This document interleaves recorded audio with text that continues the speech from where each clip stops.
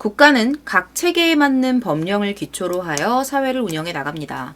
우리나라 역시 헌법과 형법, 민법 등 국민의 생활 수준과 편익을 증진하고 치안을 유지하기 위해 제정한 법들을 기반으로 삼고 있습니다. 대부분의 법들은 질서 유지, 정의 실현 등의 목적을 달성하기 위해서 제정이 되기 때문에 보호하려는 법익 또한 국가별로 상당히 비슷하다고 볼 수 있습니다. 하지만 각 국가의 시대적인 배경, 문화, 사회 상황 등 여러 요소에 따라 법의 기준을 판단하는 시선이 다르기 때문에 미세한 차이는 존재하기 마련이죠. 같은 행동을 해도 어떤 국가에서는 합법이라고 여겨지지만 다른 국가에서는 위법이라고 판결할 수 있다는 뜻입니다. 사례로 한 가지 흥미로운 법을 소개할까 합니다. 1977년 미국 뉴욕주에서 제정한 샘의 아들법, 혹시 들어보신 적 있으신가요? 과연 이 법을 통해 보호하려는 법익이 무엇일까요? 이 법은 범죄자가 자신의 범죄로 얻은 대중적인 인지도를 이용해 수익을 챙기지 못하도록 하기 위해 제정된 것입니다. 범죄자의 일대기를 책이나 영화로 만들었을 경우에 그로 인한 이득이 범죄자에게 다시 흘러가는 것을 엄격하게 통제하는 것이죠. 취지는 좋지만 개인적으로는 한 가지 의문이 듭니다. 이 법의 이름이 왜 하필 샘의 아들일까요? 그 이유는 이 법을 제정한 뉴욕주에서 벌어진 하나의 사건 때문인데요. 바로 오늘 소개할 사건입니다. 1976년 미국 뉴욕의 시민들을 공포에 떨게 만든 한 연쇄살인범 데이비드 버코이츠와 안타깝게 희생된 피해자들의 이야기입니다. 1977년 뉴욕의 한 경찰서 특별수사본부팀은 이른 아침부터 매우 분주했습니다. 그 이유는 본부팀 경감인 조셉 보렐리의 이름 앞으로 붙여진 한 통의 편지 때문이었어요. 자, 실제 편지 사진입니다.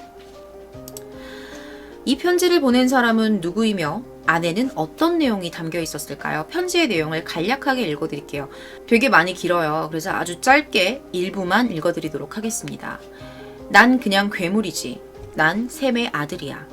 난 몹쓸 꼬마라고. 샘은 술을 마시면 심술구져져. 가끔은 날 집 뒤쪽에 묶어놓기도 하고 차고에 가둬놓기도 해. 나를 멈추려면 당신들이 나를 죽여야 해. 경찰들 주위에서 들어. 나를 먼저 쏴. 그러지 못할 것 같으면 내 앞을 가로막지 마.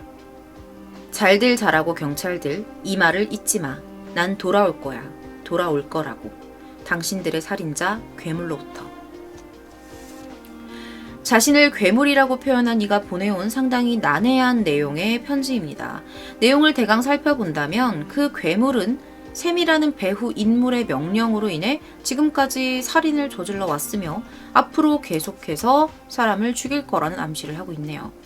정황상 그 편지에는 아무런 지문도 단서도 남아있지 않았기 때문에 이걸 누가 보낸 건지 무슨 목적으로 보낸 건지 직접적으로 알 수는 없었지만 당시 뉴욕주에서 연쇄적으로 발생하고 있는 살인사건을 담당하고 있던 수사본부팀은 이 편지를 보낸 사람이 누구인지 단번에 알아챌 수 있었습니다.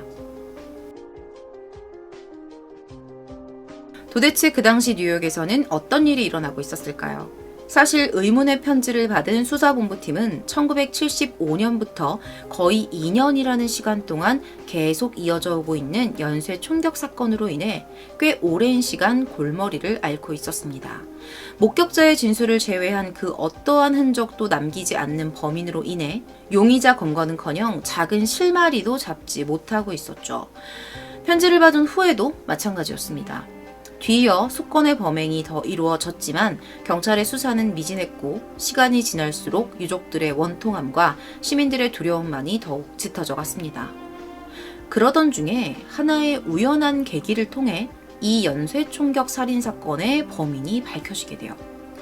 때는 1977년 4월 29일 샘 커라는 이름의 한 남성은 아주 충격적인 일을 경험하게 됩니다. 자신이 기르던 강아지가 총에 맞은 채 마당에 쓰러져 있는 장면을 목격한 거예요. 곧바로 경찰에 신고를 했어요.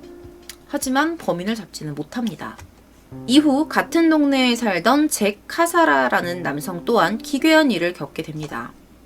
자신 앞으로 샘 커의 아까 앞에서 강아지가 죽어 있는 걸 발견했던 샘커의 명의로 된 편지가 도착을 했는데 잭이 지붕에서 떨어져 다쳤다라는 소식에 심히 유감스럽다라는 내용이 편지에 써 있었던 거예요. 그러니까 잭한테 편지가 왔는데 잭이 지붕에서 떨어져서 유감스럽다라는 내용의 편지가 온 겁니다. 하지만 잭은 지붕에서 떨어진 적이 없었기에 샘에게 사실을 확인하기 위해 전화를 걸었지만 샘의 말에 따르면 자신은 그런 편지를 보낸 적조차 없다는 거였어요. 의문이 든 그들은 샘의 집에 모여서 의논을 하다가 문득 샘의 강아지에게 일어난 사건에 대해 이야기하게 됩니다. 아까 전에 지붕에서 떨어졌던. 그러던 도중 잭의 아내인 스테판이 예전 자신들의 집에서 하숙을 하던 데이비드 버코위츠란 남자가 개를 무척 싫어했다라는 말을 꺼냅니다. 그는 현재 샘의 이웃집에 거주하는 남성이었어요. 때마침 강아지에게 총을 쏜 범인으로 옆집 남자를 의심하고 있었던 샘은 곧바로 경찰에게 이 사실을 알렸고요. 신고 접수 후에 버코이츠에 대한 정보를 조사하던 경찰은 동시에 벌어지고 있던 연쇄살인 사건의 범인이 그일 수도 있겠다는 의심을 품게 됩니다. 곧 그 의심은 확신이 되었죠. 목격자들의 진술을 통해서 밝혀진 범인의 외견과 그의 모습이 상당히 일치했고 그가 연쇄총격 범죄에 사용했던 사사구경의 리볼버를 보유하고 있다는 사실이 밝혀진 겁니다. 또한 버코이츠의 필적이 잭과 조셉 보렐리 경감에게 보내진 편지의 필적과 동일하다는 조사 결과 역시 그가 이 사건의 범인이라는 사실을 여과 없이 드러내고 있었습니다. 이러한 증거들을 바탕으로 경찰은 버코이츠를 범인으로 확정 짓고 8월 10일 그의 아파트를 급습해서 용의자 체포에 성공했고요. 2년간 이어져 오던 무차별적인 범행이 막을 내리게 된 거죠. 유력한 용의자로 검거된 데이비드 버코이츠는 누구이며 어떤 짓을 저질렀을까요? 지금부터는 데이비드 버코이츠의 신상과 연쇄 총격 살인 사건의 전말에 대해 알아보도록 하겠습니다. 6명을 살해하고 9명에게 심각한 중상을 입힌 연쇄살인마 데이비드 버코이츠. 그는 1953년 6월 1일 미국 뉴욕주의 브루클린에서 태어났습니다. 베티 브로더라는 여인과 유부남이었던 부동산 중개업자 조세프 클레이먼 사이에서 태어난 그는 태어나자마자 유대인이었던 버코이츠 부부에게 입양이 되었습니다. 이미 가정이 있었기 때문에 양육을 거부하며 베티에게 아이를 포기하라고 협박하던 친부 때문이었죠. 중류층이었던 양부모는 그를 친자식처럼 사랑해줬지만 양어머니였던 펄이 유방암으로 사망한 이후에 새 계모가 들어왔는데 그 계모가 상당히 학대를 심하게 했던 거예요. 그래서 암울한 어린 시절을 보내게 됩니다. 그는 높은 지능에도 불구하고 무언가를 배우는 것에는 아무런 흥미를 느끼지 못했습니다. 그로 인해 당연히 성적 또한 좋지 못했죠. 어렸을 때부터 절도와 방화에 큰 관심을 가지기 시작했습니다. 친구들 사이에서 방화광이라는 별명이 붙었을 정도로 불장난을 즐겼다고 해요. 나중에 밝혀진 사실이지만 그가 자필로 기록한 노트에 따르면 그가 일생 동안 저지른 자잘한 방화 사건의 수가 무려 1,500회에 육박한다고 해요. 뿐만 아니라 그는 암모니아를 어항에 넣어서 물고기를 죽이고 새에게 독극물을 먹이거나 곤충을 불에 태우는 등의 동물 학대를 일삼았습니다. 분명히 보통 또래와는 다른 어찌 보면 조금 섬뜩한 모습이었어요. 1971년에 성인이 된 버코이츠는 베트남 전쟁의 영웅이 되기를 꿈꿨지만 정작 그가 근무한 곳은 한국이었다고 합니다. 여기서 한 가지 짚고 가야 하는 사실이 있는데요. 그가 한국에서 파견된 직후에 성매매를 했대요. 근데 그때 여성하고 이제 온전한 관계를 맺는 일이 어려워집니다. 그의 말에 따르면 이때부터 자신에 대한 극도의 환멸감이 형성됐고 그에서 비롯된 망상이 범죄로 이어지는 하나의 계기로 작용하였다고 봐도 무방할 것 같습니다.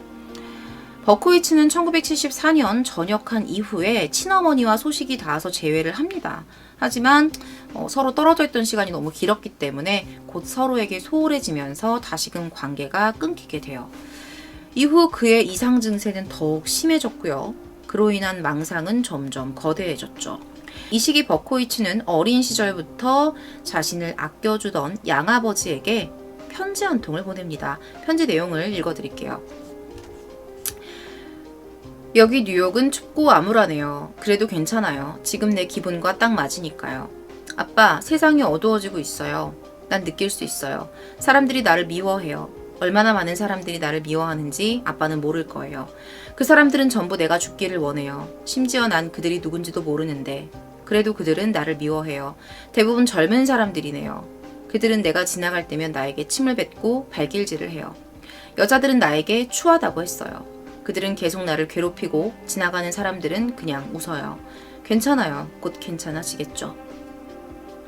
어쩌면 이 편지는 그의 불안한 정신세계를 표현하는 일종의 신호였는지도 모릅니다. 하지만 이 편지를 받은 양아버지나 주변 사람들 중 그 사실을 알아챈 이는 아무도 없었어요. 그로부터 얼마 지나지 않은 1975년 12월 14일 그는 첫 범행을 시작합니다. 그의 첫 번째 범행입니다. 때는 크리스마스 이른 저녁, 버코비치는 긴 사냥용 나이프를 챙겨 자동차에 올라탔습니다. 그리고 여기저기를 돌아다니면서 범행 대상을 찾기 시작했죠. 어느덧 양아버지와 단둘이 거주하던 아파트가 위치한 곳을 지나던 중에 식료품점에서 장을 보고 나오던 한 여성을 발견하고 그대로 다가가 그녀를 해쳤습니다. 여성이 놀라 비명을 지르자 그대로 달아났어요. 피해 여성은 다행히 많이 다치진 않았지만 그의 범행 시도는 거기서 그치지 않았습니다. 같은 날 16세의 여성인 미셸 포먼을 발견한 버코비치는 그녀의 머리를 향해 칼을 휘둘렀습니다. 갑작스러운 공격에 미셸은 비명을 지르며 심히 저항했고요.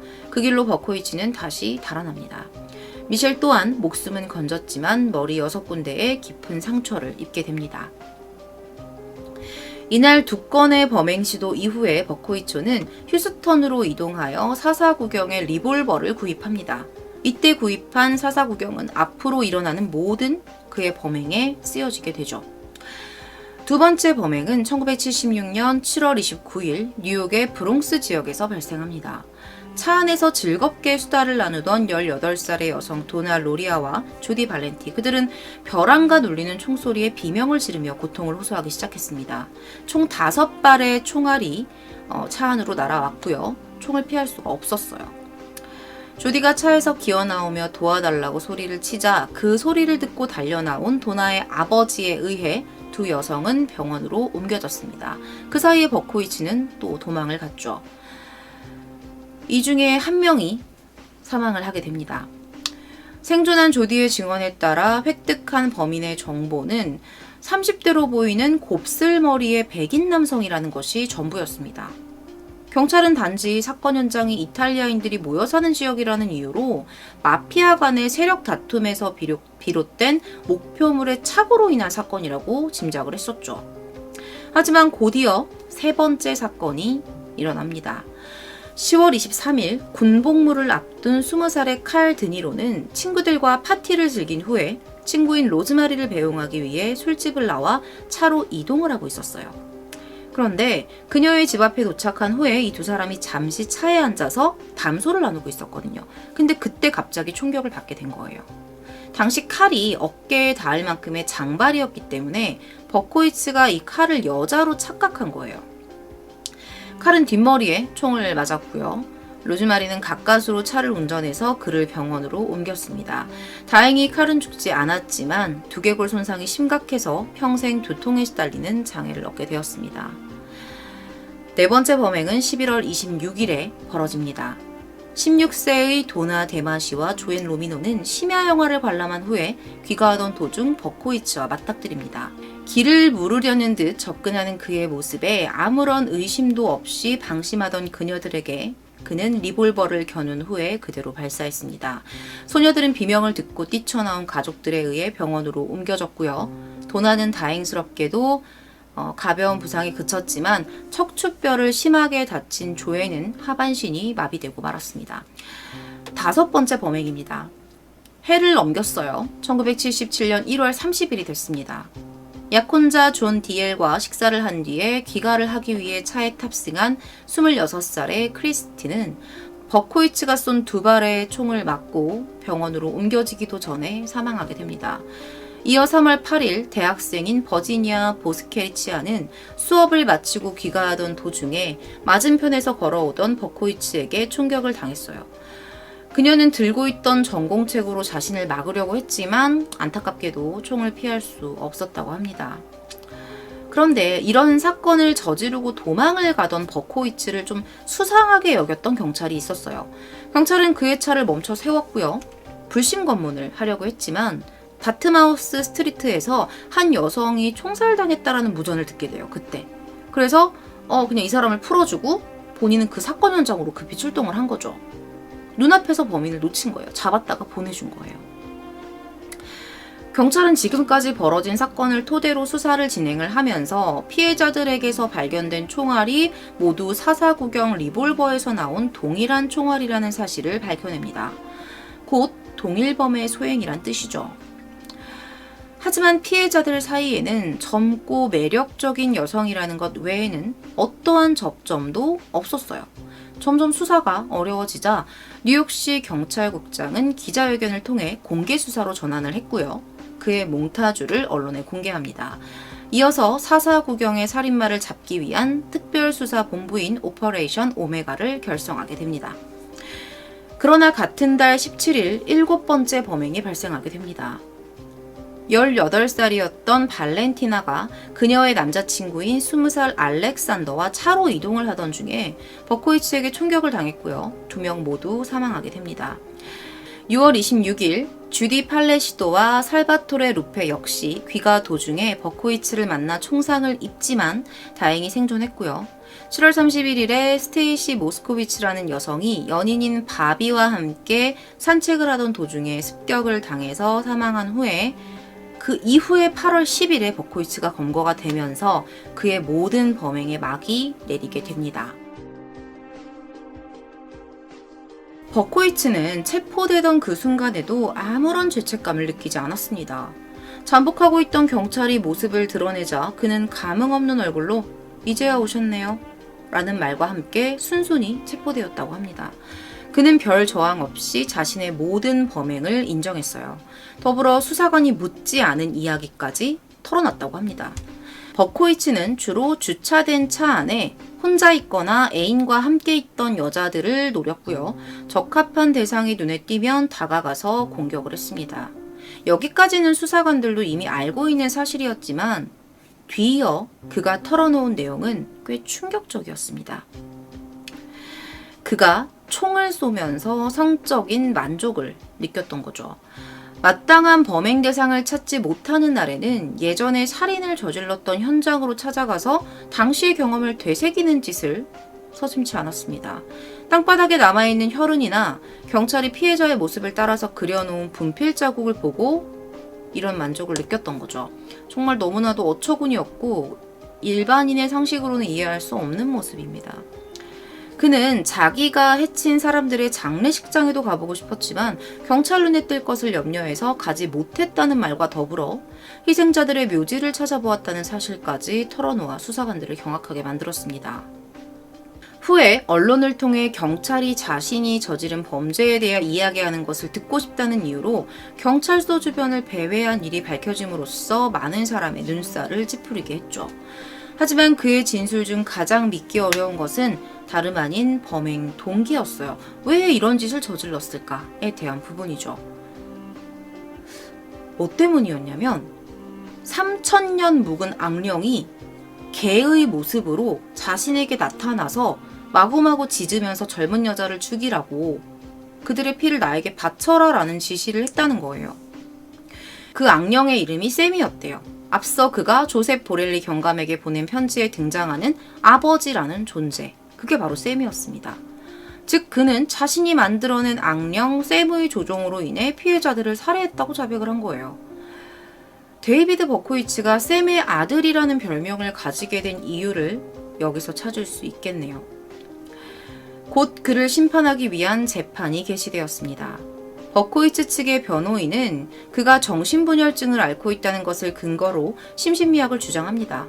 하지만 검사 측은 버코이츠는 과대망상적인 경향을 다소 지니고 있지만 정상인이라고 반박했습니다.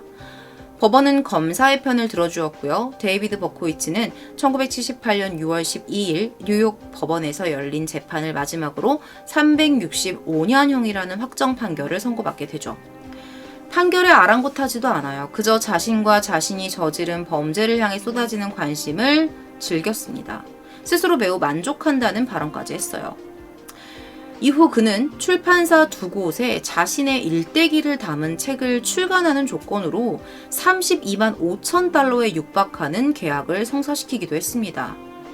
이 같은 사실이 언론에 알려지게 되면서 거센 비난 여론이 형성이 되었어요. 이에 뉴욕주 의회는 앞서 설명한 샘의 아들법, 아까 말씀드렸죠. 그 법을 제정을 함으로써 그가 어떤 수익도 창출할 수 없도록 조치를 취했습니다. 현재 버코이츠는요, 뉴욕 아티카 형무소에 수감 중이고요. 1987년에는 동료 재소자가 건네준 성경을 계기로 크리스천이 되어 가석방도 거부한 채 교도소 안에서 목회 활동을 하고 있다고 합니다. 피해자들의 가족은 어떠할까요? 버코이츠에 의한 첫 희생자의 아버지인 마이클 로리아라는 사람은 버코이츠가 본인이 크리스천이 되었다고 주장하고는 있지만 자신은 신이 버코이츠를 용서했다고 믿지 않는다. 본인 역시 그를 절대로 용서하지 않을 것이라는 심경을 토로했습니다. 가장 마지막 피해자인 스테이시의 어머니도 마찬가지였어요. 그녀는 끝까지 버코이츠를 사형에 처해야 한다고 주장했습니다. 하지만 그녀의 바람은 끝내 이루어지지 않았습니다. 끔찍한 건 그러한 그녀의 모습에 버코이츠는 법정에서 그녀를 마주치기만 하면 나지막한 목소리로 이런 말을 중얼거렸다고 합니다. 스테이시는 걸레라고 말이죠. 사실 아직까지 아무도 버코이츠의 범행 동기를 밝혀내지 못했습니다. 그는 정말 악령의 씨였던 걸까요? 많은 사람들은 그의 범행 동기를 여러 가지로 추측했습니다. 생모를 향한 분노 및 여자들과의 원만한 관계를 하지 못하는 스스로에 대한 환멸감의 표출, 어린 시절 계모의 학대로 인한 일그러진 인격과 가치관의 형성, 비정상적인 성적인 환상, 가학적인 성적 성향 등이 그의 범행 동기로 제기가 됐었고요. 이 모든 것들이 복합적으로 작용했다는 주장 또한 적지 않았습니다. 하지만 그의 진짜 범행 동기를 확신할 수 있는 사람은 아마 없을 것입니다. 버코이츠의 범행 현장에서 자주 발견됐던 문장이 있어요. 그 누구도 나를 막을 수는 없어. 나도 더 이상 날 막지 못하니까. 미뤄봤을 때 그는 자신의 힘으로는 절대 범행을 멈추지 못했던 게 아니었을까요? 이미 중독되어 있었던 것 같아요. 여기 그를 기억하는 사람이 한 명 더 있습니다. 그를 면담했던 FBI의 유명 프로파일러 로버트 레슬러입니다. 살인자들과의 인터뷰라는 책의 저자로도 유명한 분이죠. 로버트가 그를 만난 후에 받았던 느낌을 그 책에 실었습니다. 그 문장을 끝으로 오늘의 사건을 마무리하려고 합니다. 버코이츠는 재판 당시 법정에 나타났던 모습 그대로 안색이 창백하고 수줍음을 많이 탔으며 말수가 적고 공손하여 감정을 내색하지 않는 사람이었다. 오늘 준비한 컨텐츠는 여기서 마무리하도록 하겠습니다. 시청해주셔서 감사합니다.